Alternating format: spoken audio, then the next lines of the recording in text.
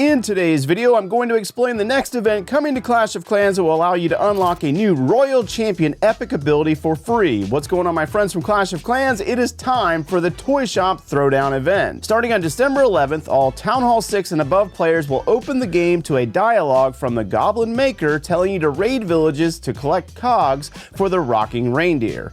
Inside, there will be a rewards track filled with a free event decoration, a 30% training boost, 3 temporary event troops, and the Santa Surprise spell, hero equipment ore, and the very special currency called Toy Medals. Each of the temporary troops have been in the game before if you played during the Clash holiday season. Now, to fill the event rewards track, you will need to collect cogs from 3 randomly selected buildings on opposing players' villages out in multiplayer battles. You will also have the option to use gems per rewards tier to fast track through the main rewards track if you want. There will also be an event pass available for more Toy Medals and hero equipment ore, and that will more than likely cost $4.99. To fill the main rewards track, you will need to collect 16,000 cogs. Then there will be a bonus track that will require 8,000 more cogs to complete. In total, you should be able to claim 3,750 Toy Medals for free, which can be spent in the trader tent, but also make sure you keep an eye on the Supercell shop for more Toy Medal offers. But before we explore the trader offers, here's a message from today's video sponsor. While I do enjoy playing Clash on my tablet, it doesn't quite fit inside my pocket, and I still want a game on the go. For that, Red Magic 10 Pro is my perfect companion. They're coming out with the Snapdragon 8 Elite, which delivers a 45% power boost and 44% battery efficiency with an 8-core architecture clocked up to 4.32 GHz, so your games will run smoother and quicker. Combine that with its 7,050 milliamp battery and you get to enjoy your games longer with no worries. The battery life on this device is incredible. For a war attack, I prefer to play flat with Red Magic's updated flat back design, which eliminates the wobble compared to phones with camera bumps. I got the Moonlight design, which looks really clean and can pass as a normal daily phone with monster performance. And if I decide to play Genshin Impact, that's where the 520Hz shoulder triggers are very useful, with 7 customizable modes offering a fully personalized gaming experience. It's got upgraded cooling with the Ice X cooling system featuring liquid metal technology, which reduces core temperature by 21 degrees, together with a high-speed fan that's really quiet during intensive use. You get a big clear view of your game with its 6.85-inch active matrix OLED screen, while being really responsive as it reacts quickly to your touch and shows colors really well,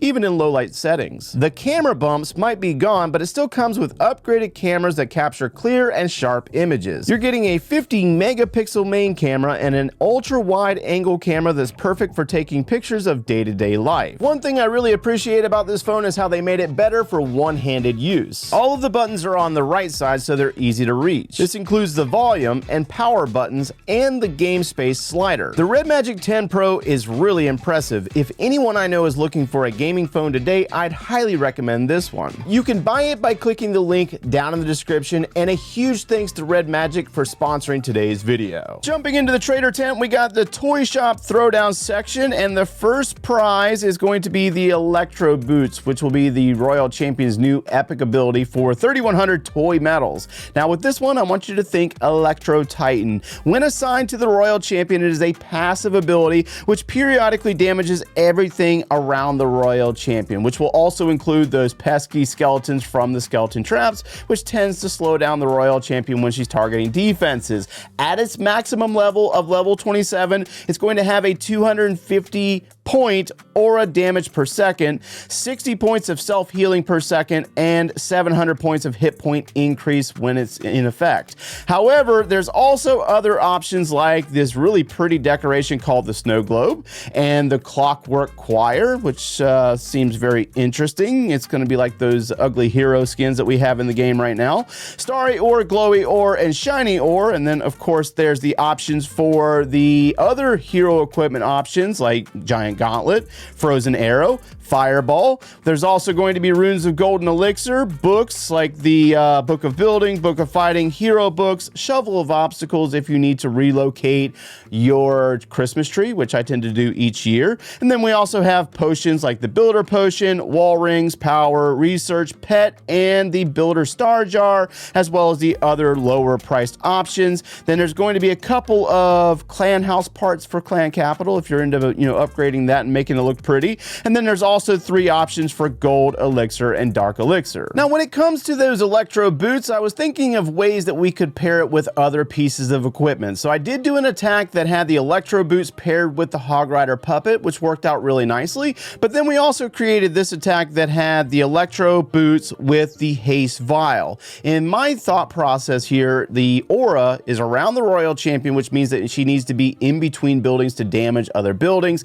take out defenses, and the haste vial could speed her up to make her do damage to multiple buildings at a time. That was just kind of my thoughts. Now, the army itself is what I feel like I'm more than likely going to use throughout this event, which is Mass Ram Rider, although Cookie is also a really great option as well. The Grand Warden has the 2 tomes, the King has the Earthquake boots as well as the Spiky Ball, and then the Archer Queen has the Healer puppet with the Frozen Arrow. We got a couple of Overgrowth spells, and we're going to basically start out with using a few Ram Riders to pick off some buildings, using the King and the Queen to try to set up a funnel, and ideally we want to try to keep the Ram Riders away from that town hall and preserve their life, take down a bunch of defenses, get rid of the fire spitters, and make things a little bit more interesting on the back end of the attack, just kind of like you would do with the Root Riders. So here comes a couple of Ram Riders taking on an Expo, going in on the Scatter Shot. We're going to drop the Grand Warden. We're also going to run the Royal Champion with this group, dropping the Overgrowth on the Town Hall to slow down that heavyweight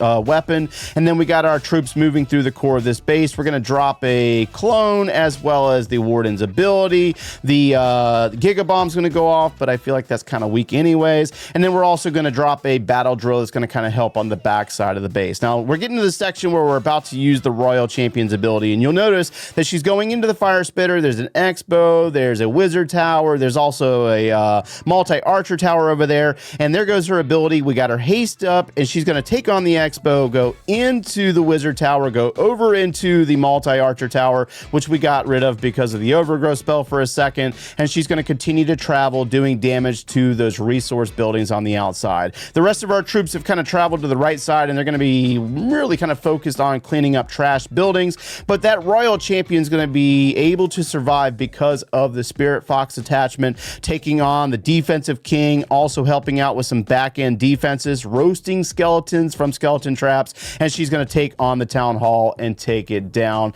inside of a poison ring from the spell tower. So this is actually a really cool ability that I think might actually get used quite a bit, but let me know down in the comments below what you guys think, whether you're going to be claiming those Electro boots, and we'll see you in the next one.